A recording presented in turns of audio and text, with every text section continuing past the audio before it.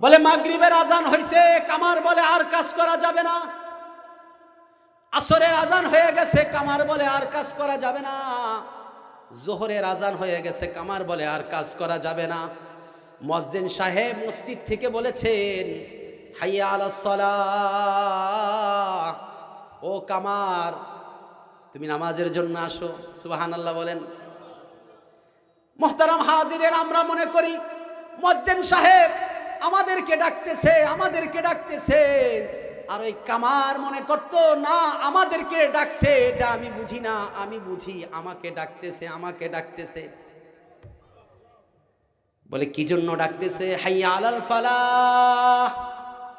বলে কামার দাও কাশি কুরাল খান্তা বানানোর মধ্যে সফলতা নাই, দুনিয়ার ব্যবসা বাণিজ্যের মধ্যে কোনো সফলতা নাই, দুনিয়ার চাকরি বাকরির মধ্যে কোনো সফলতা নাই, দুনিয়ার কাজ কামের মধ্যে আল্লাহ সফলতা রাখেন নাই।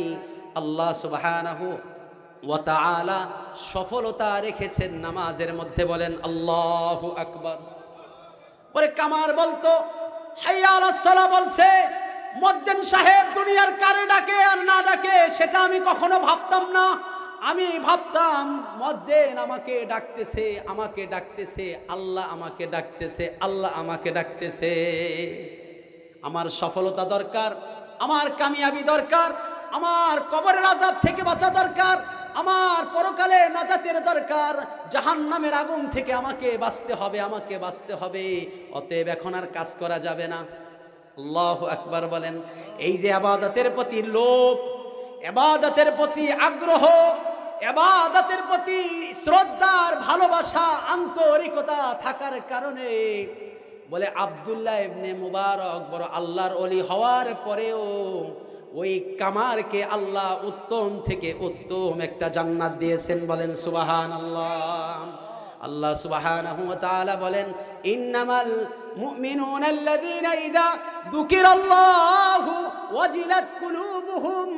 ও মুমিন, ও আল্লাহর বান্দা এবং বান্দি, যখন তোমার সামনে আল্লাহর নাম আসবে, যখন তোমার কানে আল্লাহু আকবারের আওয়াজ আসবে, যদি তোমার অন্তরটা কেঁপে উঠে, অন্তরে যদি ধাক্কা মারে আর বলে আর কাজ করা যাবে না, কাজ করা যাবে না, আমার মালিক আমাকে ডাক দিয়েছে, আমার সৃষ্টিকর্তা আমার রব আমাকে ডাক দিয়েছেন, যিনি রিজিকের মালিক ওই রাজ্জাক আমাকে ডাক দিয়েছেন, এখন আর কাজ করা যাবে না, কাজ করা যাবে না, তখনই তুমি বুঝতে পারবে আল্লাহর বান্দা, আল্লাহর বান্দি, যে তুমি মুমিন হয়ে গেছো, তুমি মুমিন হয়ে গেছো। মুহতারাম হাজিরিন, মুমিনের দ্বিতীয় গুণ হবে আয়া ইযা তুলিয়াত আলাইহি আয়াতুহু যাদাতুহুম ঈমানা। যখন কোন মুমিন বান্দা অথবা বান্দির সামনে কোরআনুল কারীমের তেলাওয়াত করা হবে, তখন তার বিরক্ত লাগবে না, তার খারাপ লাগবে না যে ইমাম সাহেব এগুলো কি শুরু করলো, তারাবিতে হাফেজ সাহেব কি শুরু করলো, তারাবির নামাজ লম্বা হয়, খতম তারাবি পড়া যাবে না, সূরা তারাবি পড়ব। বলে কেন? বলে খতম তারাবি পড়লে বড় কষ্ট হয়, বিরক্ত লাগে, সময় নষ্ট হয়, ব্যবসা বাণিজ্যে ক্ষতি হয়। আল্লাহ সুবহানাহু ওয়া তাআলা বলেন, ইযা তুলিয়াত আলাইহিম আয়াতুহু যাদাতুহুম ঈমানা। যখন কোরআন পড়া হয় অথবা কোরআন তার সামনে তেলাওয়াত করা হয় বা নিজে তেলাওয়াত করে, তখন তার কাছে শুধু ভালো লাগে, ভালো লাগে, আর তার মানে হলো তার ঈমান বাড়তে থাকে, ঈমান বাড়তে থাকে।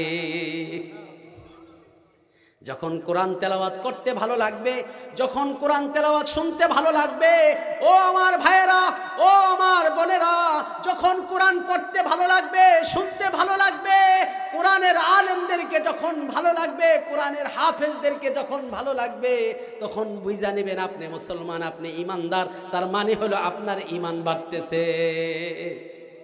আলহামদুলিল্লাহ, আলহামদুলিল্লাহি নাহমাদুহু ওয়া নাস্তাঈনুহু ওয়া নাস্তাগফিরুহু ওয়া নু'মিনু বিহি ওয়া নাতাওয়াক্কালু আলাইহি ওয়া নাউযু বিল্লাহি মিন শুরুরি আনফুসিনা ওয়া মিন সাইয়্যিআতি আমালিনা। من يهده الله فلا مضل له ومن يضلله فلا هادي له ونشهد أن لا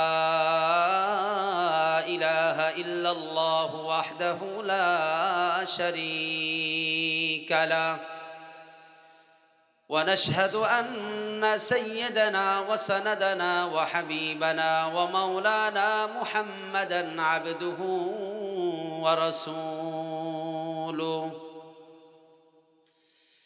صلى الله تعالى عليه وعلى آله وأصحابه وبارك وسلم تسليما كثيرا كثيرا. أما بعد، الذي أرسل الله سبحانه وتعالى إلى كافة للناس بشيرا ونذيرا وداعيا إلى الله بإذنه وسراجا منيرا. فقد قال الله سبحانه وتعالى: أعوذ بالله من الشيطان الرجيم.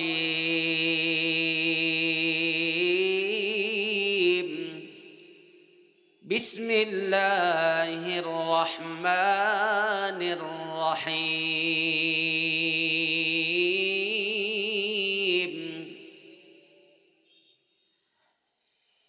إنما المؤمنون الذين إذا ذكر الله وجلت قلوبهم وإذا تليت عليهم آياته زادتهم إيمانا وعلى ربهم يتوكلون.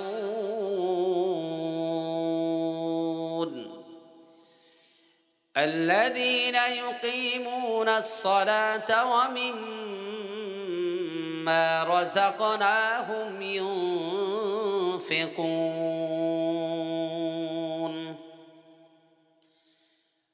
وقال سبحانه وتعالى: ألا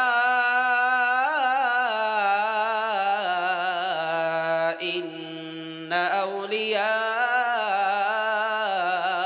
الله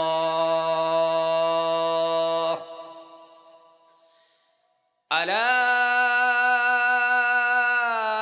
إن أولياء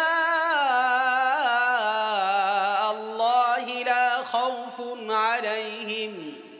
لا خوف عليهم ولا هم يحزنون.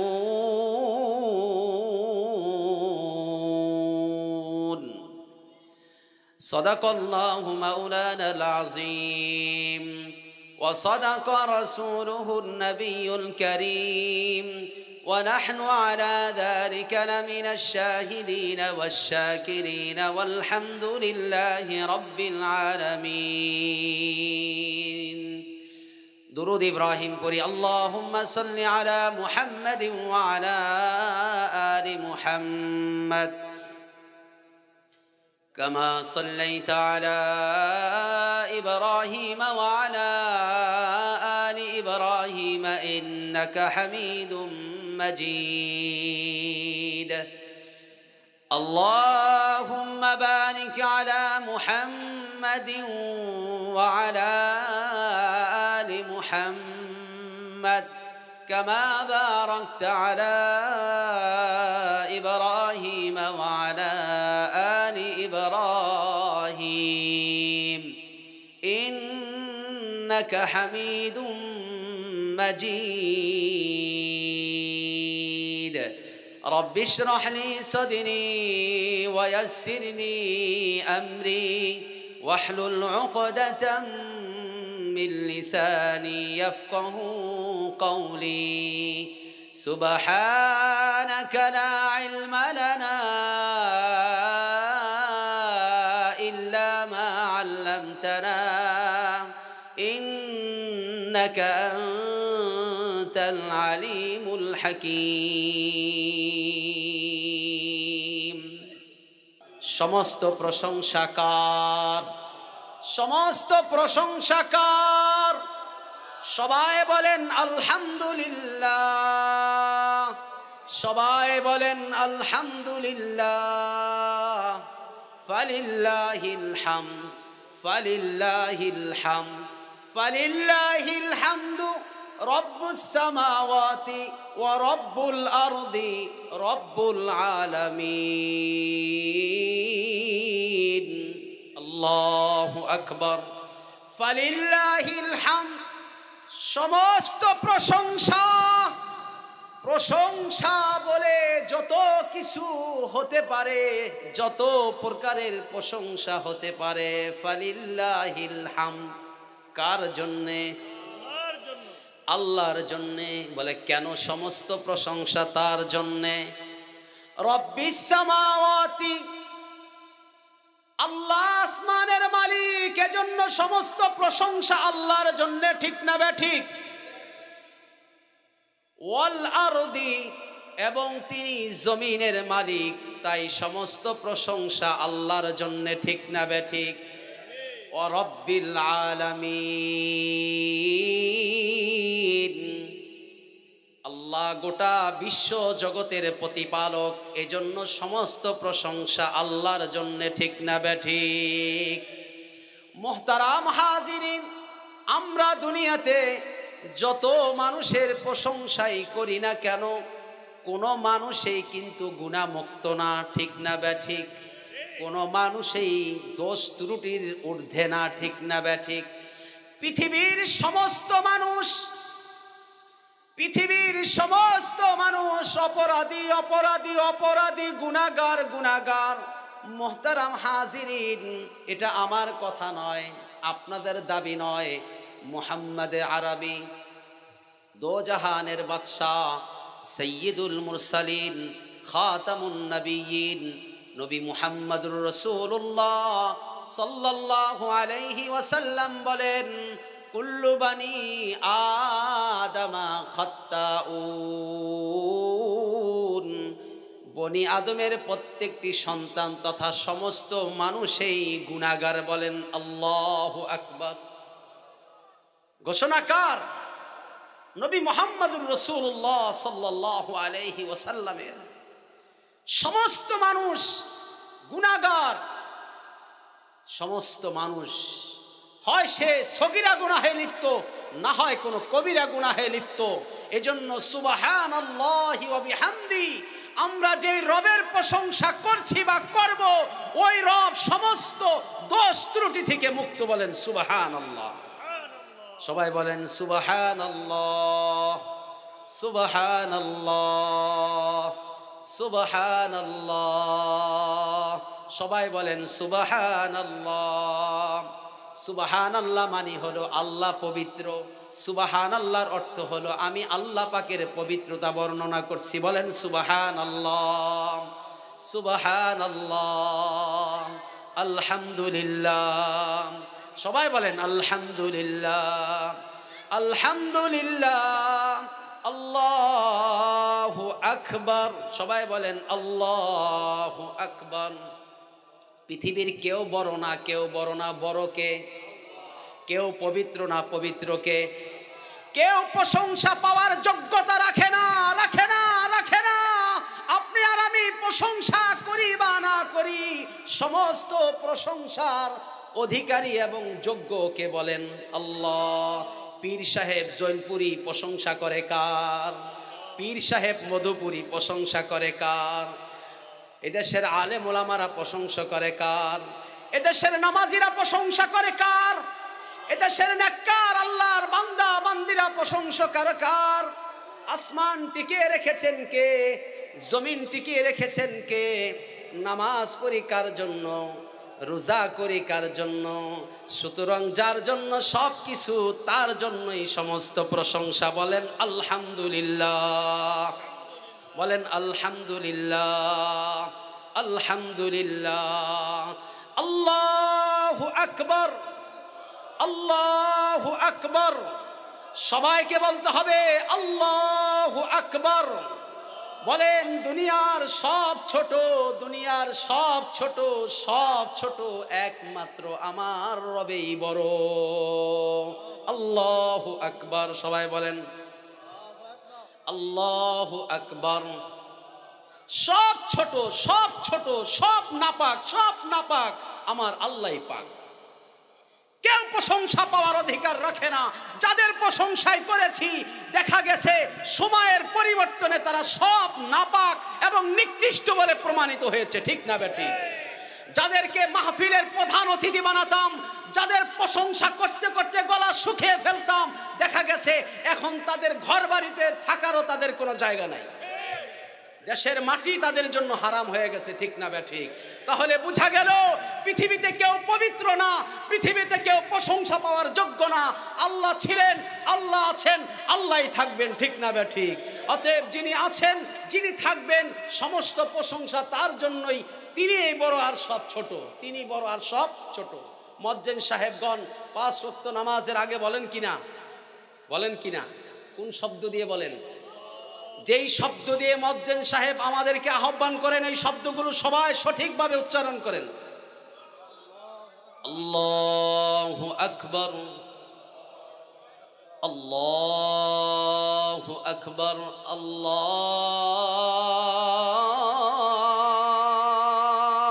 আকবার। বলেন আমার সাথে, বলেন আল্লাহু আকবার, আল্লাহু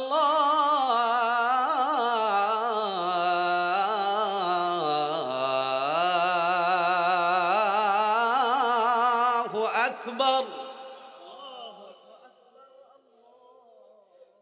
আশহাদু আল্লা ইলাহা ইল্লাল্লাহ,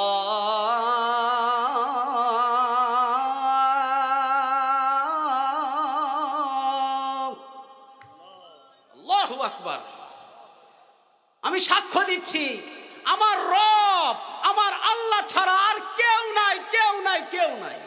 আল্লাহু আকবার, আল্লাহই বড়, আল্লাহই বড়।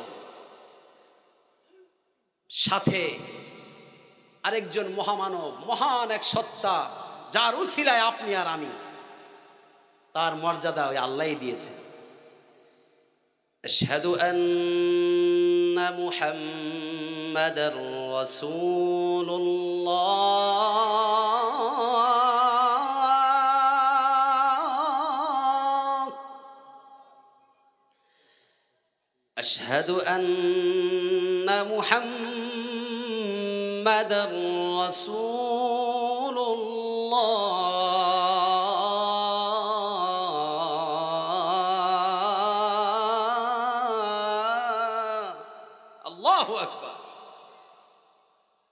আমার নবী মুহাম্মদ আরবি সাল্লাল্লাহু আলাইহি ওয়াসাল্লাম আল্লাহর বান্দা, আল্লাহর রাসূল, আমি সাক্ষ্য দিচ্ছি। অতএব স্রষ্টা হিসাবে আল্লাহ একমাত্র প্রশংসা পাওয়ার যোগ্য, আর সৃষ্টি হিসাবে সৃষ্টিকুলের মধ্যে সবচেয়ে বেশি প্রশংসা পাওয়ার যোগ্য দো জাহানের বাদশাহ সাইয়্যিদুল মুরসালিন খাতামুন নবিয়্যিন মুহাম্মদুর রাসূলুল্লাহ সাল্লাল্লাহু আলাইহি ওয়াসাল্লাম। এছাড়া সব প্রশংসা ভুলে যান, ভুলে যান। যাদেরকে মনে করেছিলাম ভালো, দেখি তারাও উল্টাপাল্টা কথা বলে, ঠিক নেই? ভাবছিলাম এরা মনে হয় আলেম ওলামাদের বিরুদ্ধে কিছু বলবে না, এরা মনে হয় কোরআন নিয়ে কোনো রকমের আপত্তিকর বক্তব্য দিবে না, এরা মনে হয় ইসলামের ব্যাপারে কোনো রকমের ভিন্ন মতাদর্শ তাদের ভিতরে যেটা আছে সেটা হয়তোবা প্রকাশ করবে না জাতীয় স্বার্থে, এমনটাই ভেবেছিলাম। কিন্তু দেখি না, দেখি না। তবে আমরা এমনটা আশা করি না। আমরা চাই দল মত নির্বিশেষে বাংলাদেশের স্বাধীনতা সার্বভৌমত্বকে সকলে মিলে রক্ষা করব। আমরা চাই আল্লাহর জমিনে আল্লাহর আইন বাস্তবায়ন হবে, আল্লাহর জমিনে দো জাহানের বাদশাহ মুহাম্মদ আরবির আদর্শ বাস্তবায়ন হবে। আল্লাহর আইন বাস্তবায়নের ক্ষেত্রে মুহাম্মদ আরবির আদর্শ প্রতিষ্ঠিত করার ক্ষেত্রে কোন দল বা কোন ব্যক্তি যদি বাধা হয়ে দাঁড়ায়, তাহলে দেশের জনগণ তাদেরকেও ছাড় দিবে না। এবার সেই দল যত বড় শক্তিশালী দলই হোক না কেন, ঠিক না ব্যাঠি? আমরা মুসলমান, আমরা কি মুসলমান মানে কি? আল্লাহু আকবার। ইদ ক্বালা লাহু রাব্বুহু আসলিম, ইদ ক্বালা লাহু রাব্বুহু আসলিম।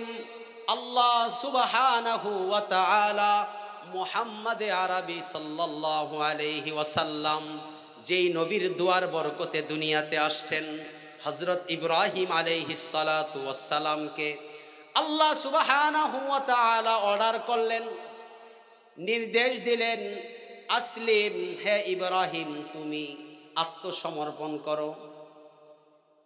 আত্মসমর্পণ করো কার কাছে? আল্লাহর কাছে। নির্দেশ দিলেন কে? আসলামতু লিরাব্বিল আলামিন।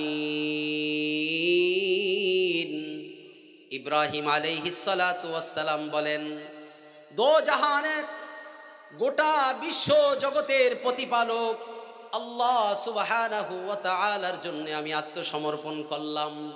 আমার ব্যক্তিগত জীবনে ইসলাম, সবাই বলেন আমার ব্যক্তিগত জীবনে, আমার ব্যক্তিগত জীবনে বলেন কোরআন, আমার ব্যক্তিগত জীবনে বলেন আল্লাহ, আমার ব্যক্তিগত জীবনে বলেন মুহাম্মদ সাল্লাল্লাহু আলাইহি ওয়াসাল্লাম, আমার ব্যক্তিগত জীবনে আল্লাহ এবং আল্লাহর রসুলের বাহিরে আর কিছুই আমি মানি না। আসলামতু লিরাব্বিল আলামিন। আমি আমার পারিবারিক জীবনে, সামাজিক জীবনে, রাষ্ট্রীয় জীবনে, আন্তর্জাতিক ক্ষেত্রে, দুনিয়ার প্রত্যেকটা বিষয়ে আমি আসলামতু লিরাব্বিল আলামিন, আল্লাহর হুকুমের বাহিরে অন্য কিছু মানি না।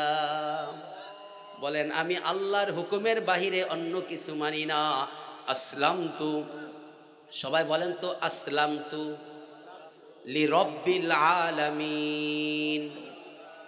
গোটা বিশ্ব জগতের প্রতিপালক আল্লাহর সামনে আমি নত। বলে কোন ব্যাপারে নত? কোন কোন ব্যাপারে আমি আত্মসমর্পণ করব? বলে একজন মানুষের, শুনে রাখো দুনিয়ার রাজনীতিবিদরা, শুনে রাখো, আমি ইসলামের কাছে, আমি কোরআনের কাছে, আল্লাহর শরীয়তের কাছে আমি মাথা নত করে দিব, মাথা নত করে দিব। সেটা রাজনীতির ক্ষেত্রেও। কোন ক্ষেত্রে? রাজনীতির ক্ষেত্রেও মাথা নত করব কার কাছে? আল্লাহর কাছে। আর অন্য যে সকল বিষয় আছে সেগুলো তো থাকবেই, না কি বলেন?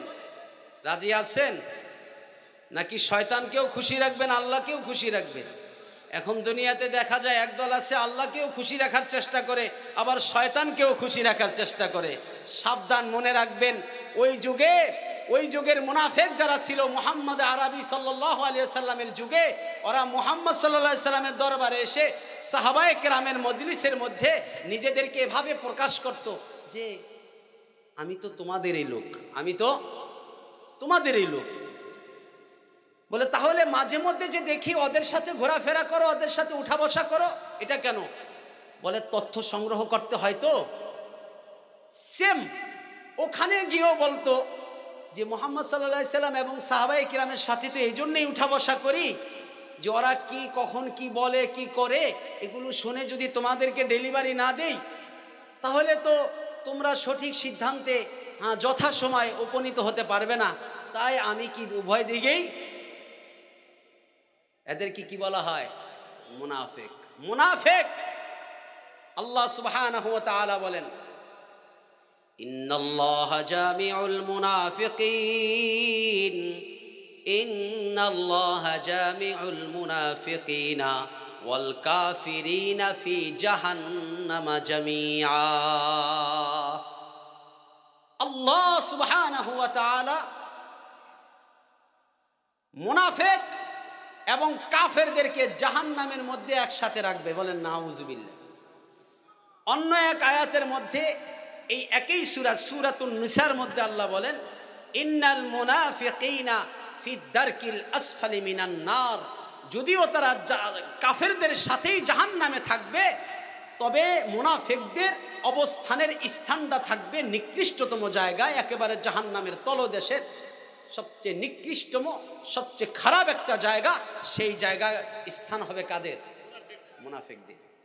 আর বর্তমান সমাজে মুসলমানের তুলনায় কেমন যেন দেখা যাচ্ছে মুনাফিকের সংখ্যা দিন দিন বাড়তেছে। বলে কেমন? বলে হযরত আফজাল আহমদ জৈনপুরি দামাত বারকাতুহুমের মাহফিলে এসে খিচুড়ি খায়, এখানে এসে উটের মাংস খায়, গরুর মাংস খায়, মুরগির গোস্ত খায়, সব সুযোগ সুবিধা ঠিকই নেয়। আবার গিয়ে আফজাল আহমদ জৈনপুরি অথবা তার খলিফা, তার মুহিব্বিন, মুতাআল্লিকিন এই মাহফিল নিয়ে আবার বিভিন্ন সমালোচনায় লিপ্ত হয়। নাই? এদেশের আল্লাহওয়ালাদের মজলিসের মধ্যেও যায়, আবার বিভিন্ন জায়গায় গিয়ে তারা সেখানেও কি তাল মিলায়। আছে না নাই? অবস্থান পরিষ্কার করুন, বক্তব্য ক্লিয়ার করুন, নিজের সঠিক সিদ্ধান্ত গ্রহণ করুন। আপনি কি মুসলমান হবেন না মুনাফিক হবেন? যদি মুসলমান হন, যদি মুমিন হন, তাহলে অবশ্যই আপনাকে অনেক কিছু করতে হবে, আবার অনেক কিছু থেকে বিরত থাকতে হবে। ঠিক না বেঠিক?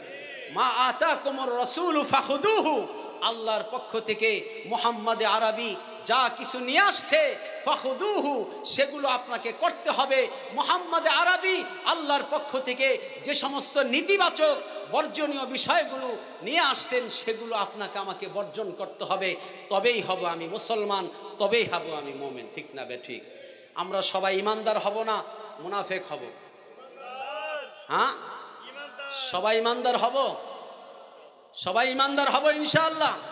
সবাই আল্লাহু আকবার বলে হাতটা দেখান, বলেন হে আল্লাহ আমাদেরকে মুনাফিক বানায়েন না।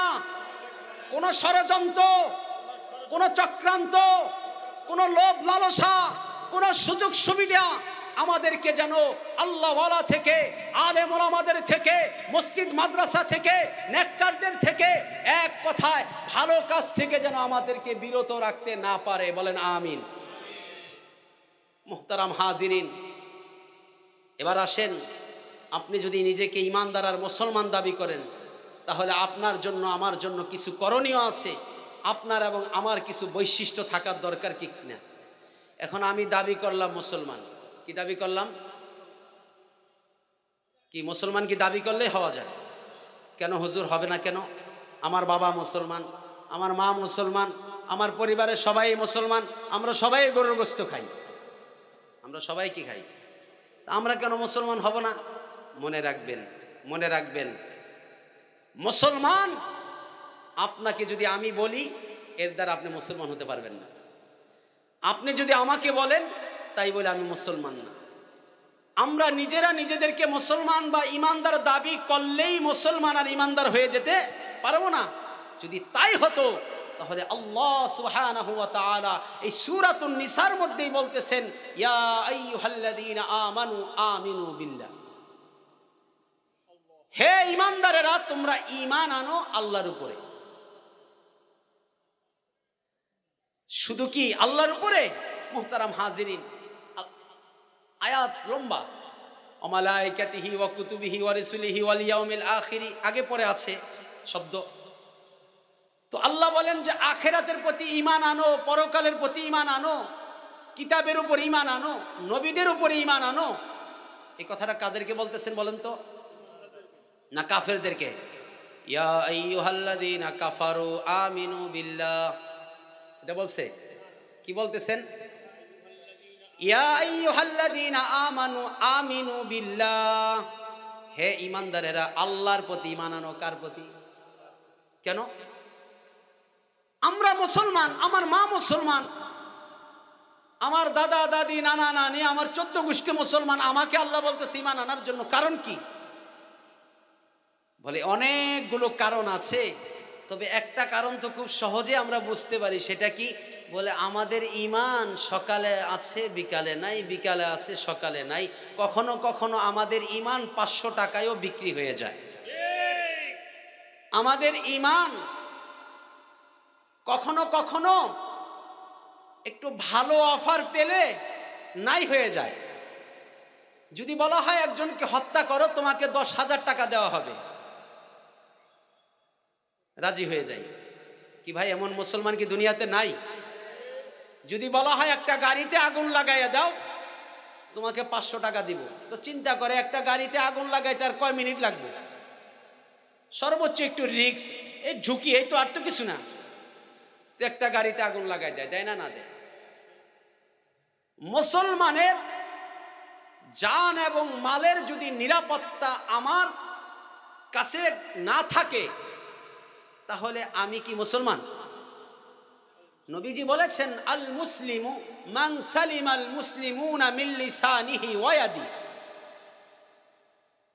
মুসলমান তো ওই ব্যক্তি যার হাত, তার মুখ, অঙ্গ প্রত্যঙ্গ দ্বারা অন্য মুসলমান নিরাপদ থাকে। অর্থাৎ একজন মুসলমানের প্রতি আরেকজন মুসলমান এতটুকু সাহস রাখবে, এতটুকু আস্থা এবং বিশ্বাস রাখবে যে এই লোক আমাকে হত্যা করবে তো দূরের কথা, তার দ্বারা আমি বিন্দু মাত্র কোনো ক্ষতিগ্রস্ত হব না। ঠিক না বেঠিক? কিন্তু এখন বলেন, বাংলাদেশের রাজনীতি প্রেক্ষাপট বলেন, আর দাওয়াত ও তাবলীগের নামে বলেন, আর যত কিছু বাংলাদেশে হচ্ছে, আগে পরে বর্তমান বলেন তো, একজন মুসলমান আরেকজন মুসলমানকে মারছে কি মারছে না? একজন মুসলমান আরেকজন মুসলমানকে হত্যা করছে কি করছে না? এই যে হত্যা করে সে কিভাবে মুসলমান হয়? আল্লাহ বলতেছেন, ইয়া আইয়ুহাল্লাযীনা আযাবান আযীমা। আল্লাহ বলেন, আমি ওই হত্যাকারীর জন্য বড় ধরনের শাস্তির ব্যবস্থা করে রেখেছি। তাহলে এখন আমি আমাকে দিয়ে, আপনি আপনাকে দিয়ে, আমরা সবাই একটু চিন্তা করি তো, আমি কোন দরজার মুসলমান, আমি কোন প্রকারের মুসলমান? কি বলেন, প্রকৃত মুসলমান এখন হতে পারছি? এই জন্য আল্লাহ বলতেছেন, ইয়া আইয়ুহাল্লাযীনা আমানু, হে ঈমানদারেরা, আল্লাহর প্রতি ঈমান আনো, আখিরাতের প্রতি ঈমান আনো। আল্লাহর নবীর উপরে যে কিতাব অবতীর্ণ হয়েছে তোমাদের হেদায়েতের জন্য, ওই কিতাবের উপরে তোমরা কি করো? ঈমান আনো। আল্লাহ সুবহানাহু ওয়া তাআলা অন্য এক জায়গায় ইরশাদ করেন, ইয়া আইয়ুহাল্লাযীনা আমানুত্তাকুল্লাহ, হে ঈমানদারেরা, ইত্তাকুল্লাহ, আল্লাহকে ভয় করো, হাক্কা তুকাতি, যেই পরিমাণ ভয় করা দরকার। বলে, হুজুর কি পরিমাণ ভয় করা দরকার? প্রকৃত ভয় কি? আসল ভয় কি? মুহতারাম হাজিরিন, হাক্কা তুকাতিহি এর অর্থ হলো যেই পরিমাণ ভয় অন্তরে থাকলে নামাজ কাজা করা যায় না। বলেন, হাক্কা তুকাতি বলে আসল ভয়। সাধারণ ভয় আল্লাহকে করলে হবে না, প্রকৃত ভয় অন্তরের মধ্যে থাকতে হবে। আল্লাহ বলেন হাক্কা তুকাতি। বলে হাক্কা তুকাতিহি মানে কি? বলে হাক্কা তুকাতিহি মানে হলো যেই পরিমাণ ভয় অন্তরে থাকলে একজন মুসলমান হারাম খাইতে পারে না। হাক্কা তুকাতিহি বলে প্রকৃত ভয় কি, আসল ভয় কি? বলে এর অর্থ হলো যেই পরিমাণ ভয় একজন মানুষের মধ্যে থাকলে পরে সে অন্যের উপরে জুলুম অত্যাচার করতে পারে না। ঠিক না বেঠিক? বলে হাক্কা তুকাতিহির মানে কি? হাক্কা তুকাতিহির মানে হলো একজন মুসলমান আরেকজন মুসলমানের ক্ষতি করতে পারে না। হাক্কা তুকাতি প্রকৃত ভয়, আসল ভয় লাগবে। এই ভয় করি হুজুর, আল্লাহর ভয় না থাকলে কি নামাজ পড়তাম? কয়নি? হুজুর আল্লাহর ভয় না থাকলে কি রোজা রাখতাম? তো যদি প্রশ্ন করা হয়, আইল ঠেলেন কিনলে গে মিয়া, শুনলাম হজ করে আইছেন, আইসাতে দেখি হাজি না হয়ে পাজি হয়ে আইছেন। জানেন হুজুর কি করুম, অনেক কষ্টে জিদ্দে অগো যে ব্যবহার ওরা যা করে, কয় কি কয় না, এটা কি ভয়? এটা কি ভয়? হাক্কা তুকাতি তার মানে হলো সমস্ত অন্যায় অপরাধ থেকে বিরত থাকতে হবে, সমস্ত অকারেন্স থেকে, সমস্ত নিষিদ্ধ কর্মকাণ্ড থেকে বিরত থাকার মানেই হলো হাক্কা তুকাতি। আর আল্লাহ পাকের সমস্ত হুকুম সাধ্য অনুযায়ী মানার চেষ্টা করার মানেই হলো হাক্কা তুকাতি। ঠিক না বেঠিক? এই জন্য আল্লাহ বলেন, ওয়ালা তামুতুন্না ইল্লা ওয়া আনতুম মুসলিমুন, হে ঈমানদারেরা তোমরা মুসলমান না হইয়া মইরো না। সুবহানাল্লাহ বলেন। এখানে আয়াতের শুরু করে দিয়া ইমানদারদের, ইয়া আইয়ুহাল্লাযীনা আমানু, আল্লাহ ইমানদারদেরকে এই আয়াতও বলতেছেন যে তোমরা প্রকৃত ভয় অর্জন করো, আর মুসলমান না হইয়া কিন্তু কি করো না, মইরো না। কেন বললেন? বলে তোমরা যে ঈমান আনছো এই ঈমান দিয়া তো কবরে নাজাত পাওয়া যাবে না। এই জন্য আল্লাহ পাকের তোমাদেরকে আবার আলাদাভাবে বলতে হইল কি, যে ওয়ালা তামুতুন্না ইল্লা ওয়া আনতুম মুসলিমুন। বলে তোমরা তো এমন মুসলমান, তোমরা ইমানদার হওয়ার পরেও তোমাদেরকে এই কথা বলতে হয় যে মুসলমান না হইয়া মইরো না। বলে কেন? বলে তোমরা তো মুসলমান নাম দিয়েও জুলুম করো, তোমরা ইমানদার নাম দিয়েও নিজেদেরকে মুসলমান দাবি করার পরেও তোমরা কি করো, হারাম কাজে লিপ্ত হও, আল্লাহর নাফরমানি করো। শুধু কি তাই? বলে আল্লাহর নাফরমানি জমিনের মধ্যে বাস্তবায়ন হোক। তোমাদের মধ্যে তো এমনও ইমানদার আছে যে যারা ডাইরেক্ট না হইলেও ইনডাইরেক্ট চায় যে তাগতি শক্তি এই জমিনে বাস্তবায়ন হোক, চায় না?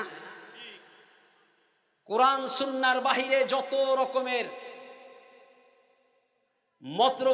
রকমের মন্ত্র তন্ত্র মতাদর্শ আর আদর্শ আছে, এগুলো সব হলো তাগতি শক্তি। কি শক্তি? তাগতি শক্তি। একজন মুসলমান নামাজ পড়ে, রোজা রাখে, হজ করে, যাকাত দেয়, মসজিদ করে, মাদ্রাসা করে, সবই করে, আবার তাগতি এজেন্ডা বাস্তবায়ন করার জন্য যদি কাজ করে, তাহলে সে মুসলমান হইল নাকি? কি বলেন? একজন মুসলমানের কাজ হবে আল্লাহর জমিনে আল্লাহর আইন বাস্তবায়ন করার ফিকির। একজন মুসলমানের চিন্তাধারা হবে কিভাবে আল্লাহর জমিনে নবীর আদর্শ বাস্তবায়ন করা যায়। সেটা না করে যদি সে এই আব্রাহাম লিঙ্কনের গণতন্ত্র আর তাগুতি এই মন্ত্রতন্ত্র যদি বাস্তবায়ন করতে চায়, এর মানে কি বলেন? এর মানে কি? সে মুসলমান এখনো সে মুসলমান। এই জন্য আল্লাহ বলতেছে তোদেরকে নিয়ে এত দুঃখ লাগে, এই জন্য তবে আবার বলতে হয় কি, যে মুসলমান না হইয়া বলিস না, কারণ তোরা তো মুসলমান হইয়াও এমন এমন কাজ করিস যেগুলো তোদের জন্য করা উচিত না। আল্লাহ আমাদেরকে হেফাজত করুন।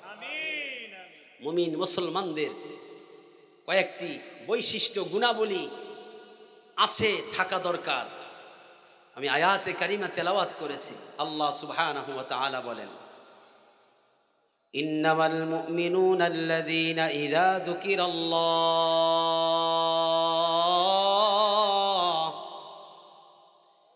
ওয়াজিলাত কুলুবুহুম। আল্লাহ সুবহানাহু ওয়া তাআলা মুমিন বান্দা এবং বান্দীদের কিছু গুণাবলী বৈশিষ্ট্য সূরাতুল আনফালের মধ্যে বর্ণনা করেছেন। কারা প্রকৃত মুমিন?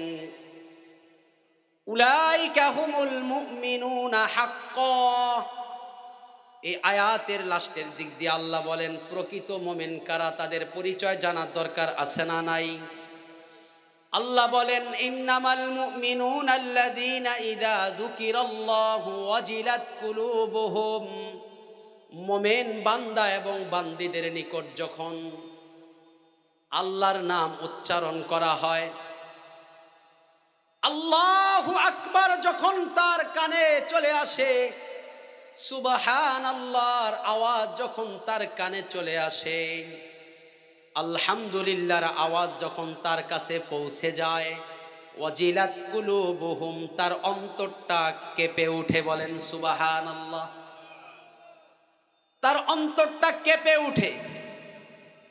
মুমিন বান্দার সামনে যখন আল্লাহর নাম উচ্চারণ করা হয়, তখন তার অন্তরটা কি হয় ভাই? কেঁপে উঠে, কেঁপে উঠে। আল্লাহু আকবার। যদি কেঁপে উঠে তাহলে বুঝতে হবে আমি মুমিন, আমি মুসলমান। আমার মা বোনেরা যারা পর্দার আড়াল থেকে শুনতেছেন বাসাবাড়িতে, এই আয়াত কিন্তু তাদের জন্য। যদি মুমিন মুসলমান নারী পুরুষের অন্তরটা যদি কেঁপে উঠে আল্লাহর নাম উচ্চারণ করার সাথে সাথে, তখন বুঝতে হবে যে হ্যাঁ আমি মুসলমান, আমি মুমিন। বলে কেমন? হযরত আব্দুল্লাহ ইবনে ওমর, আব্দুল্লাহ ইবনে মুবারক রহমাতুল্লাহি আলাইহি নাম শুনেছেন? ইমাম বুখারী রহমাতুল্লাহি আলাইহির উস্তাদ আব্দুল্লাহ ইবনে মুবারক রহমাতুল্লাহি আলাইহি, যিনি 6 মাস বছরে হাদিসের দরজ দিতেন। বছরে 6 মাস কি দিতেন? ছাত্রদেরকে মাদ্রাসার মধ্যে হাদিস পড়াইতেন। ইলমে দ্বীন শিখাইতেন, আর 6 মাস সশস্ত্র যুদ্ধে লিপ্ত থাকতেন, জিহাদের ময়দানে কাটাইতেন। বলেন না সুবহানাল্লাহ। তো আব্দুল্লাহ ইবনে মুবারক রহমাতুল্লাহি আলাইহি ইন্তেকাল করেছেন। ইন্তেকালের বেশ কিছু সময় পরে, কিছুদিন পরে ওই জামানার একজন আলেম স্বপ্নে দেখলেন আব্দুল্লাহ ইবনে মুবারক রহমাতুল্লাহি আলাইহি খুব সুন্দর একটা বালাখানার মধ্যে বসবাস করছেন, একটা জান্নাতের বাগানে বসবাস করছেন। বলেন সুবহানাল্লাহ। তো ওই মাওলানা সাহেব, আলেম সাহেব জিজ্ঞেস করলেন, শায়েখ আপনি দুনিয়াতে যেমন আমল করেছেন ঠিক তেমন এই ফলাফল আল্লাহর পক্ষ থেকে পেয়েছেন। বলেন আল্লাহু আকবার। এই কথা বলার পরে আব্দুল্লাহ ইবনে মুবারক রহমাতুল্লাহি আলাইহি বলতেছেন, আরে না, আমি তো আমার আমলের বিনিময় জান্নাত পাই নাই, জান্নাত তো পেয়েছি আমার রবের অনুগ্রহ দ্বারা। বলেন না সুবহানাল্লাহ। আমি তো ইবাদতের বিনিময়ে জান্নাত পাই নাই, আমার রব আমার উপরে অনুগ্রহ করেছে। বলে তাই নাকি? বলে হ্যাঁ। বলে এর প্রমাণ শোনো। বলে জি শায়েখ। বলে আমি যেই জান্নাতের মধ্যে বসবাস করছি, তুমি আমাকে যেই বালাখানার মধ্যে দেখছো,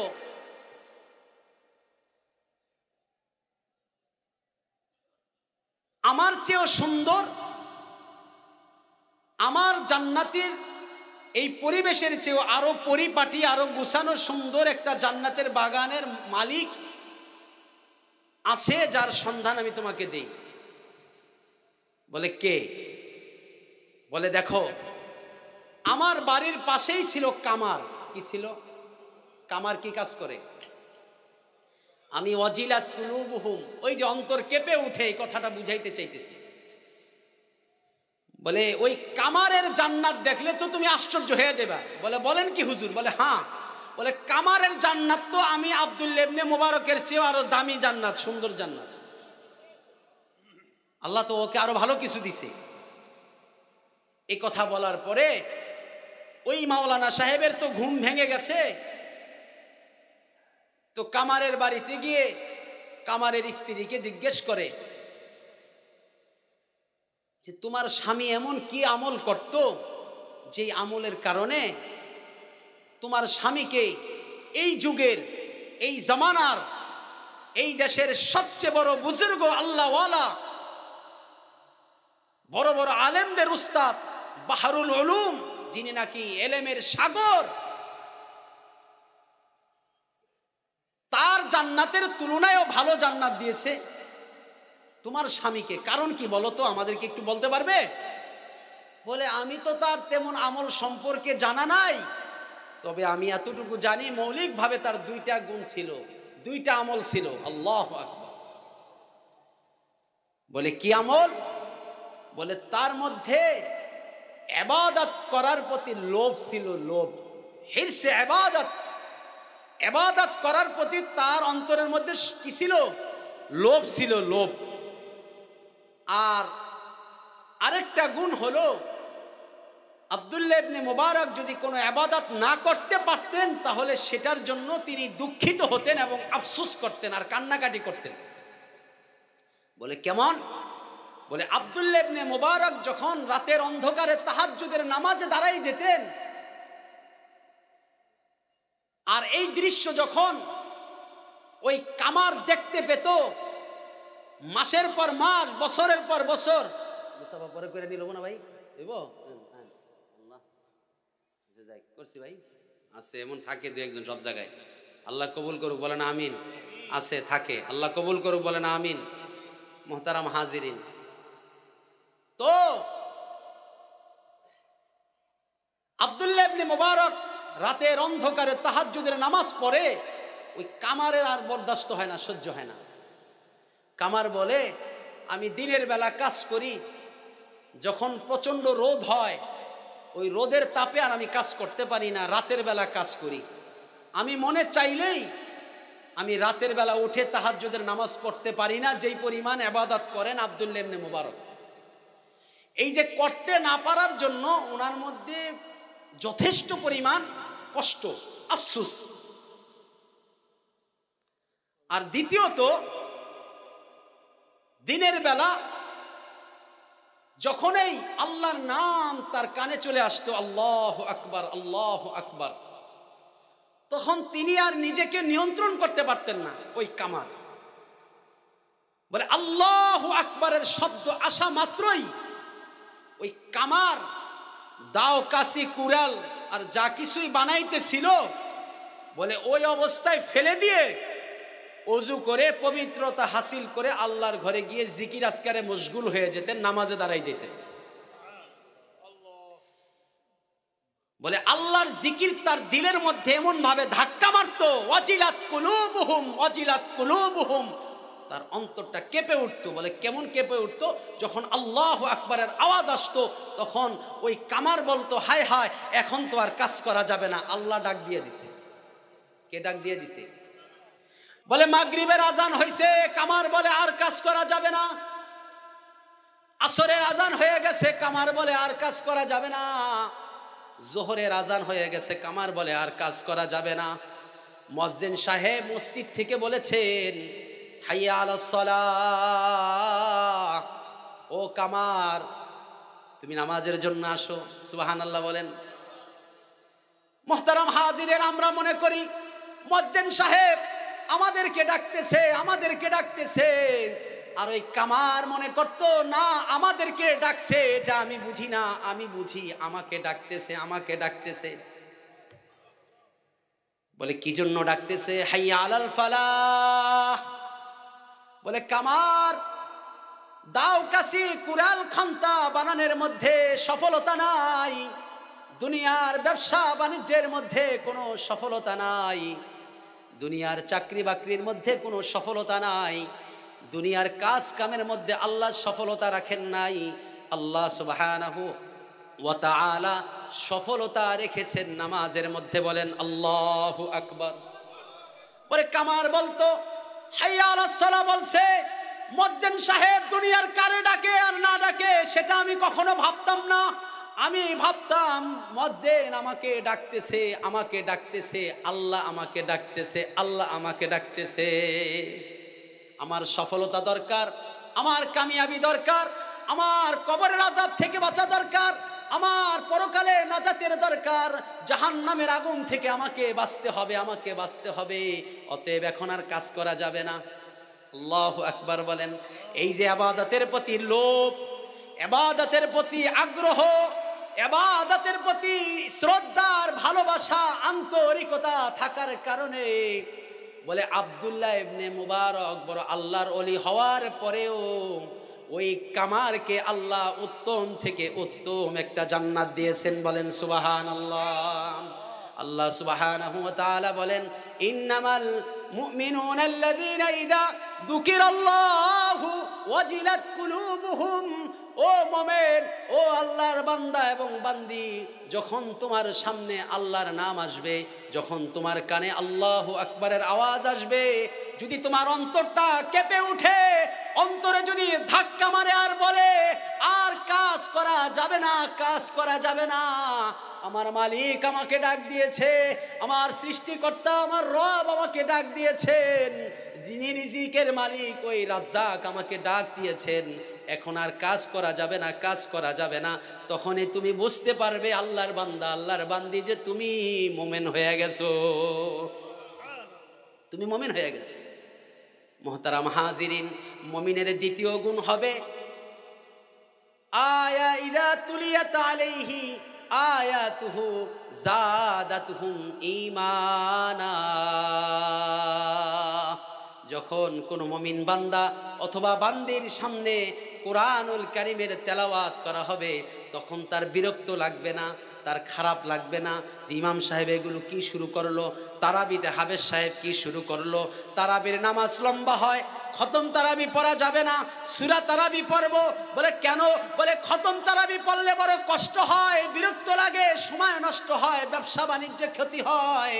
আল্লাহ সুবহানাহু ওয়া তাআলা বলেন, ইদা তুলিয়াত আলাইহিম আয়াতুহু যাদাতুহুম ঈমানা। যখন কোরআন পড়া হয় অথবা কোরআন তার সামনে তেলাওয়াত করা হয় বা নিজে তেলাওয়াত করে, তখন তার কাছে শুধু ভালো লাগে, ভালো লাগে।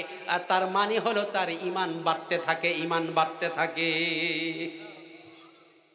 যখন কোরআন তেলাওয়াত করতে ভালো লাগবে, যখন কোরআন তেলাওয়াত শুনতে ভালো লাগবে, ও আমার ভাইয়েরা, ও আমার বোনেরা, যখন কোরআন পড়তে ভালো লাগবে, শুনতে ভালো লাগবে, কোরআনের আলেমদেরকে যখন ভালো লাগবে, কোরআনের হাফেজদেরকে যখন ভালো লাগবে, তখন বুঝা নেবেন আপনি মুসলমান, আপনি ঈমানদার। তার মানে হলো আপনার ঈমান বাড়তেছে। ঈমান কি? বলে কেমন ঈমান বাড়ে? বলে মানুষ যখন কোরআন তেলাওয়াত করে ঈমান বাড়ে, ঈমান বাড়ে, বিশ্বাস হয়। মুহাম্মদ আরবি সাল্লাল্লাহু আলাইহি ওয়াসাল্লামের যুগের ঘটনা বড় সংক্ষিপ্তভাবে বলছি মুহতারাম হাজিরিন।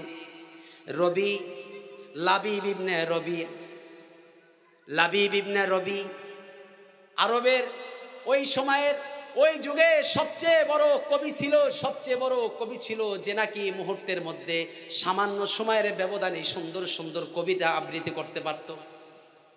বলে আবু জাহেল আর আবুল আহাব পরামর্শ করলো, সিদ্ধান্ত নিল যে মুহাম্মদ সাল্লাল্লাহু আলাইহি ওয়াসাল্লামের কাছে যে বা যারাই যায়, মুহাম্মাদের তেলাওয়াত যে বা যারাই শুনে, তারাই বলে লা ইলাহা, বলেন লা ইলাহা ইল্লাল্লাহু মুহাম্মাদুর রাসূলুল্লাহ।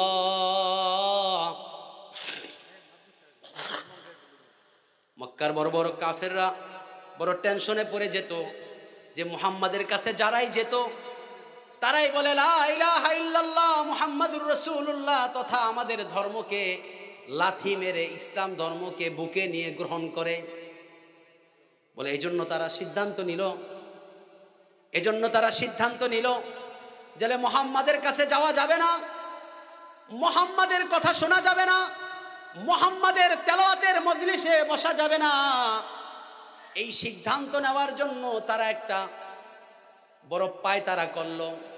বলে কি পায়তারা? বলে মুহাম্মদ থেকে যদি মানুষদেরকে দূরে সরাইতে হয় তাহলে একটা কৌশল অবলম্বন করতে হবে। বলে কি কৌশল? বলে লাবিব ইবনে রবিকে বলল, তুমি তো বড় কবি, তুমি এমন একটা কবিতা, এমন কিছু আমাদেরকে আবিষ্কার করে দাও যেটা শুনলে পরে মানুষ কোরআন তেলাওয়াতের পরিবর্তে মানুষ ওই জিনিসটা নিয়ে সবসময় পড়ে থাকবে। বলে তাই নাকি? বলে হ্যাঁ। বলে আমার জন্য এটা তো সামান্য সময়ের ব্যাপার মাত্র। লাবিব ইবনে রবি সে বলতেছে যে এটা তো আমার জন্য একবার একটা মামুলি বিষয়, এটা সাধারণ বিষয়, এটা বড় কিছু না। হ্যাঁ, লাবিব ইবনে আসেম, যাই হোক। তো মুহতারাম হাজিরিন, এরকম ভাবে সে বলতেছে যে এটা তো আমার জন্য ব্যাপার না। বলে তাই? বলে হ্যাঁ। তাহলে বানাও। বলে বানাইতে হলে তো মুহাম্মাদের তেলাওয়াত আগে শুনতে হবে। কি বলেন? একটা নকল করতে হলে ওটা দেখতে হয় না, শুনতে হয় না? একটু তো দেখতে হয়। আমি তো কপি করব, আগে তো দেখতে হবে, শুনতে হবে। বলে হ্যাঁ। এবার ওই কবি মুহাম্মদ আরবি সাল্লাল্লাহু আলাইহি ওয়াসাল্লামের তেলাওয়াত করা অবস্থায় আল্লাহর হাবিবের মজলিসে গিয়ে হাজির। তেলাওয়াত শুনতেছে। আল্লাহু আকবার বলেন। তেলাওয়াত শুনতেছে, এমন অবস্থায় ওই কবি কি বলতেছে? ওই জামানার বিশ্বকবি, আরবি কবি, এমন কোন কবিতা নাই যে আবৃত্তি করতে পারে না। ওই কবি বলতেছে, হে আল্লাহর নবী, আপনি আমাকে পড়াইয়া দেন আশহাদু আল্লা ইলাহা ইল্লাল্লাহ ওয়া আশহাদু আন্না মুহাম্মাদার রাসূলুল্লাহ। বলে আমাকে কালেমা পড়াইয়া দেন। এই কথা, এই সংবাদ যখন আবু জাহেল, আবু লাহাব সহ মক্কার বড় বড় কাফেররা, যারা নাকি অন্য সকল কাফেরদেরকে কোরআন থেকে বিমুখ করার জন্য পায়তারা করেছিল, তারা সকলে টেনশনে পড়ে গেল। বলতেছে, এই তোমাকে কি জন্য পাঠাইলাম আর তুমি করলাও কি? তোমারে পাঠাইলাম কি জন্য, তুমি ঘটনা ঘটাইলাও কি? আল্লাহু আকবার। মুহতারাম হাজিরিন, বলে আমি তো এই তেলাওয়াত শোনার পরে আর নিজেকে নিয়ন্ত্রণ করতে পারি নাই। আমি কি জন্য আসছি, কি উদ্দেশ্য আর লক্ষ্য নিয়ে মুহাম্মাদের কাছে আসছি, আমি তো সেটাই ভুলে গেছি। এই ছিল তেলাওয়াতের আকর্ষণ। আল্লাহু আকবার। এই ছিল তেলাওয়াতের আকর্ষণ। এবার কাফেররা সিদ্ধান্ত নিল যে কবি যেহেতু ফেল মারছে, এবার একটা নিয়ম করতে হবে, দেশে আইন পাশ করতে হবে। বলে কি আইন? ওয়াকালাল্লাযীনা কাফারু, কাফেররা বলতেছে, লা তাসমাউ লিহাযাল কুরআন, হে মক্কার কাফেরেরা, তোমরা এই কোরআন তেলাওয়াত শুনবে না, তেলাওয়াত শুনবে না। বলেন নাউযুবিল্লাহ। ওয়ালগাউ ফীহি লাআল্লাকুম তাগলিবুন, যাতে মানুষগুলো, যাতে তোমরা বিজয় হও, এজন্য কোরআন তেলাওয়াত করা অবস্থায় তোমরা শোরগোল শুরু করে দেবে, আওয়াজ করবে, যাতে কেউ তেলাওয়াত করতেও না পারে, তেলাওয়াত শুনতেও না পারে। বলেন নাউযুবিল্লাহ। মুহতারাম হাজিরিন, আরবি কবি, বিশ্বকবি, আরবদের সবচেয়ে খ্যাতিমান কবি মুহাম্মদ আরবির তেলাওয়াত শুনে লা ইলাহা ইল্লাল্লাহ পড়তে বাধ্য হয়েছে কিনা?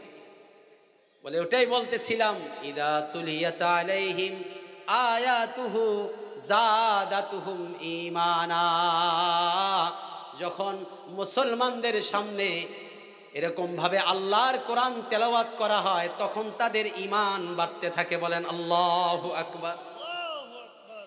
যদি ঈমান বাড়ে তবে আমি মুসলমান, তবে আমি মুমিন। আর যদি ঈমান না বাড়ে, তেলাওয়াত শুনতে যদি আমার ভালো না লাগে, বলে দুনিয়ার সমস্ত আওয়াজ তাকে কোনো ডিস্টার্ব করে না, দুনিয়ার সব আওয়াজ তার সহ্য হয়। যখন ওয়াজ মাহফিল হয়, তখন কি কয় জানেন? কয় কি ইসলাম ধর্মে কি জায়েজ আছে এভাবে মানুষকে কষ্ট দিয়ে ওয়াজ করা? কয় কি কয় না? বুঝেন নাই?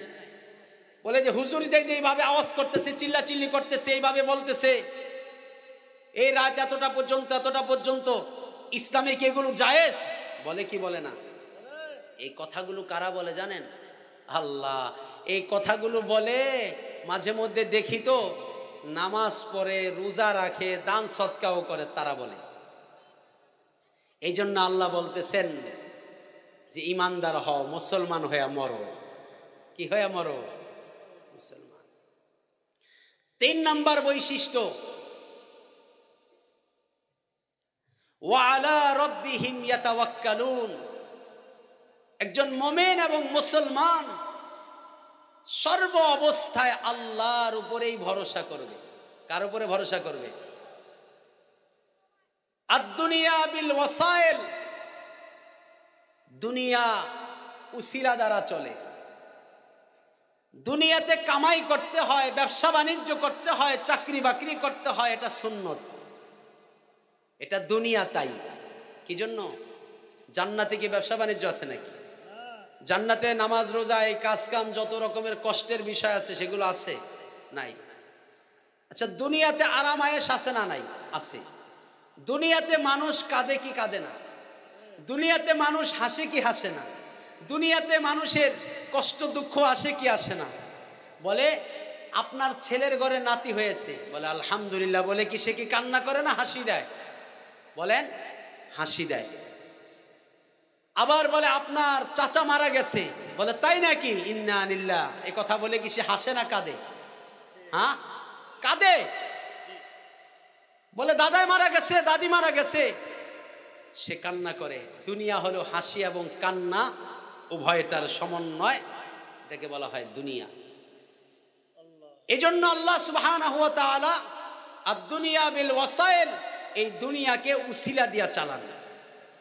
অর্থাৎ আপনি অসুস্থ হবেন, ডাক্তারের কাছে যাবেন, কবিরাজের কাছে যাবেন, কোনো আলেমের কাছে যাবেন, জায়েজ তরিকায় কি করবেন?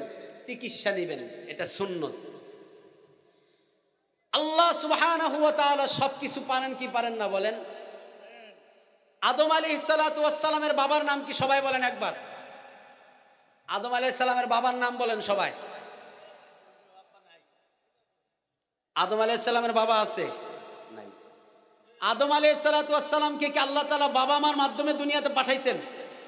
আচ্ছা, হাওয়া আলাইহিস সালাতু ওয়াস সালাম, আদম আলাইহিস সালামের স্ত্রী, আমাদের মা, তার মা বাবার নাম কারো মুখস্থ আছে? নাই। তাহলে বোঝা গেল আমাদের প্রথম বাবা মা, তাদের কোনো মা বাবা নাই। এর মানে কি বলেন তো? ওয়ালা রব্বিহিম ইয়াতাওয়াক্কালুন, বলে আল্লাহর উপরে ভরসা রাখো, আল্লাহর উপরে আস্থা রাখো যে আল্লাহ সব পারেন, সব পারেন। বলে পৃথিবীর কেউ পারে না, পৃথিবীর কেউ পারে না। কে পারে বলেন? আল্লাহু আলা কুল্লি শাইইন কাদির। বলে পৃথিবীর কারো কাছে সম্ভব না, কারো কাছে সম্ভব না, সেটা আল্লাহর কাছে সম্ভব। কার কাছে সম্ভব? ওয়া আলা রাব্বিহিম ইয়াতাওয়াক্কালুন। বলে বান্দা, তুমি ফেল মারতেছো, তুমি পরাজয় বরণ করতেছো, তোমার নুকসান হয়ে যাচ্ছে, ক্ষতি হয়ে যাচ্ছে। ওয়া আলা রাব্বিহিম ইয়াতাওয়াক্কালুন। বান্দা, তুমি আল্লাহর উপরে ভরসা রাখো, আল্লাহর উপরে ভরসা রাখো। বলে দুনিয়ার কেউ পারে না, আল্লাহ পারে। আদমকে বানাইছে বাবা সারা, হাওয়াকে বানাইছে বাবা সারা, ঈসা আলাইহিস সালাতু ওয়াস সালামকে বানাইছেন বাবা সারা। ঠিক না ব্যাঠিক?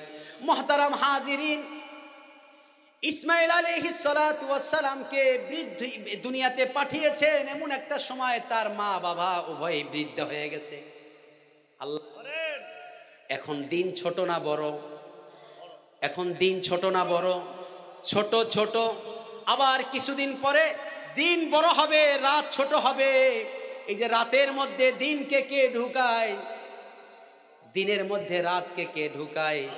তুলিজুল লাইলা ফিন নাহারি ওয়া তুলিজুন নাহারা ফিল লাইল ওয়া তুখরিজুল হাইয়া মিনাল মাইয়িতি ওয়া তুখরিজুল মাইয়িতা মিনাল হাই। মুহতারাম হাজিরিন, জীবিতকে মৃত করেন কে? মৃতকে জীবিত করেন কে? অসুস্থকে সুস্থ করেন কে? সুস্থকে অসুস্থ করেন কে?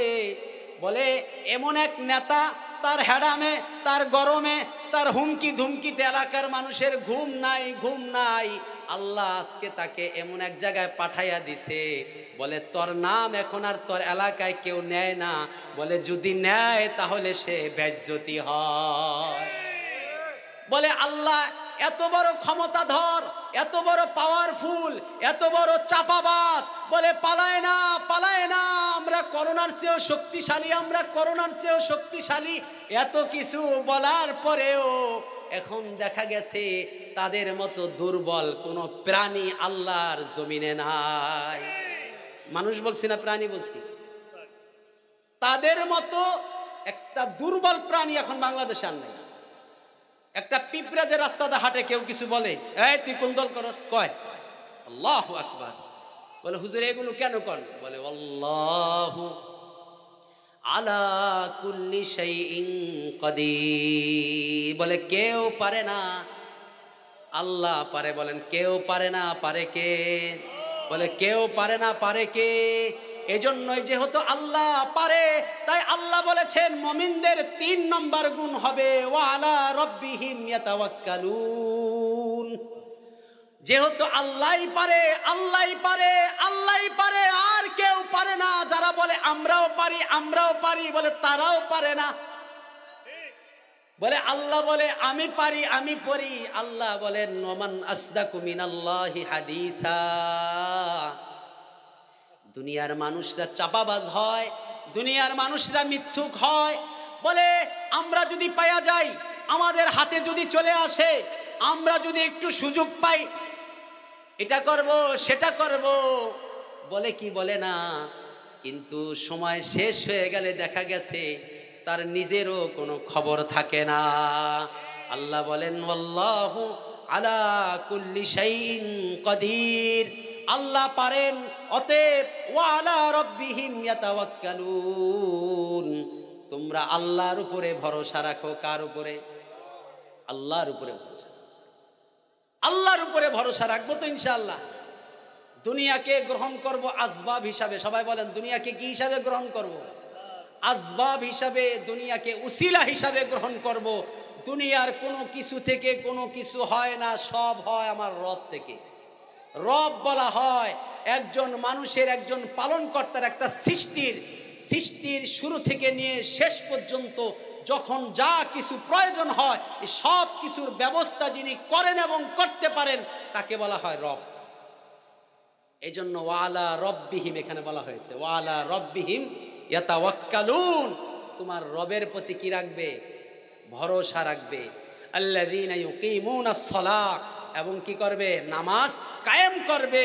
মুহতারাম হাজিরিন, নামাজ কায়েম করবে, নামাজ শুধু পড়বে না। নামাজ কি করবে না? শেষ করে দিচ্ছি। ওয়া ইউকিমুনাস সালাহ, নামাজ কায়েম করবে। মুমিনরা কি করবে? বলে হুজুর নামাজ কায়েম কাকে বলে? বলে আমরা যে 5 ওয়াক্ত নামাজ পড়ি নিয়মতান্ত্রিক, এটাকে নামাজ পড়া বলা হয়। এটাকে কি বলা হয়? নামাজ পড়া। আমরা বলেন নামাজ কি করতেছি? নামাজ পড়তেছি। সবাই কি করতেছি? নামাজ পড়তেছি। কিন্তু নামাজ শুধু পড়লে হবে না, নামাজ কায়েম করতে হবে। কি করতে হবে? নামাজ কি শুধু পড়লে হবে না, কায়েম করতে হবে। বলেন কায়েম করতে। বলে কিভাবে? বলে সর্বপ্রথম আমি যে নামাজ পড়ি আমার নামাজের সূরা কারাত বিশুদ্ধ করতে হবে, তবে আমার নামাজ কায়েম হবে। কারণ নামাজ দাঁড়ায় কিভাবে? হাত ভাঙা থাকলে। আচ্ছা, কায়েম শব্দের অর্থ কি? আমি একটু ভাঙা কিছু কথা বলি। আমার মাকসাদ এখানে মাহফিল জমানো এমন কিছু না, বিশ্বাস করেন। মাহফিল জমানো কোনো মাকসাদ নিয়ে যদি মানুষকে আকর্ষণ করার জন্য যদি মাহফিল হয়, ওয়াল্লাহি ওয়াল্লাহি আল্লাহ যেন জীবনে কোনোদিন কোনো স্টেজের সামনে, মাইকের সামনে যেন আল্লাহ না বসায়। কারণ এমন বক্তা যেন আল্লাহ না বানায় যেই বক্তার মাকসাদ আল্লাহ আকর্ষণ না, আকর্ষণ বান্দাকে আল্লাহ মুখে না কইরা নিজের দিকে কি আকৃষ্ট করে। বলে আমার ওয়াজটা মানুষ নেক আর মানুষ আমার প্রতি ধাবিত হোক, এমন বক্তা যদি হই তাহলে আমি বিফল। আর যদি আমার মাকসাদ এমন হয় যে প্রত্যেকটা মানুষ আল্লাহর দিকে মুতাওয়াজ্জিহ হোক। কার দিকে? কার দিকে? বলেন কার দিকে? ফাওয়াল্লি ওয়াজহাকা শাতরাল মসজিদিল হারাম। ফাওয়াল্লি ওয়াজহাক, এই ওয়াজহাক দ্বারা উদ্দেশ্য হলো আল্লাহ সুবহানাহু ওয়া তাআলা। কার দিকে মুতাওয়াজ্জিহ? আল্লাহ যেন আমাদের ইখলাসের সাথে কথা বলার তৌফিক দান করেন। মুহতারাম হাজিরিন, বলছিলাম মুমিনের 4th নম্বর গুণ ওয়া ইউকিমুনাস সালাহ। একজন মানুষ যখন হাঁটে, আর হাঁটতে গিয়ে যদি একবার ডান দিকে, একবার বাম দিকে, একবার সামনে, একবার পিছনে যায়, তাকে কি বলা হয়? আল্লাহ মাফ করুক, বলেন তো। মানে বাংলা ভাষায়, একটা বইয়ের ভাষায় কি বলা হয়? প্রতিবন্ধী। বুঝেন নাই কথাটা? প্রতিবন্ধী, অসুস্থ। কি বলা হয়? বলে লোকটা তো স্বাভাবিক না। বলে হাঁটতে গেলে দেখি ডান দিকে পড়ে যায়, বাম দিকে পড়ে যায়, অথবা সামনে ঝোঁক দেয়, অথবা পিছনে ঝোঁক দেয়। বলে কি বলে না? কথা না বলতে পারলে তাকে বোবা বলে। আর এক কথায় একজন মানুষ যখন স্বাভাবিকভাবে চলাফেরা করতে না পারে তখন তাকে বলা হয় অসুস্থ বা প্রতিবন্ধী। তো ঠিক কোনো মানুষের নামাজ যদি শুদ্ধ না হয় তাহলে এই নামাজটা কোনো রকম পড়া হয়, এটা প্রতিষ্ঠিত হয় না। কারণ প্রতিষ্ঠিত, কায়েম শব্দের অর্থ হলো দাঁড়ানো। কায়েম মানে কি? কায়েম মানে হলো, কায়েম কাকে বলে? বলে যে দাঁড়িয়ে আছে তাকে বলা হয় কি? কায়েম। কামা ইয়াকুমু, আল কওমু মাজদার থেকে। তাহলে নামাজ যদি দাঁড়ায় তাহলে সেটা প্রতিষ্ঠিত, আর যদি নামাজ না দাঁড়ায়, যদি এদিক সেদিক করে, তাহলে সেটা কি না? নামাজ প্রতিষ্ঠিত হবে না। তাহলে আমার সূরাটা যদি বিশুদ্ধ হয় তাহলে আমার নামাজ কায়েম হলো। যদি নামাজের কেরাত যদি আমার অশুদ্ধ হয় তাহলে আমার নামাজ কায়েম হয় নাই, পড়া হয়েছে। বুঝে আসছে? আমি রুকু দিছি কোন রকম, রুকু থেকে উঠে সোজা হয়ে দাঁড়ায়ও নাই, বলে নামাজ পড়া হয়েছে কোন রকম। মানুষও বলল নামাজ পড়ে আসছে। বলে আজকে মুসল্লি কতজন হয়েছে ফজরে? বলে 12 জন। বলে 18 জন, 100 জন। তাই নাকি? বলে হ্যাঁ। বলে এর মধ্যে 5 জনে কি করছে?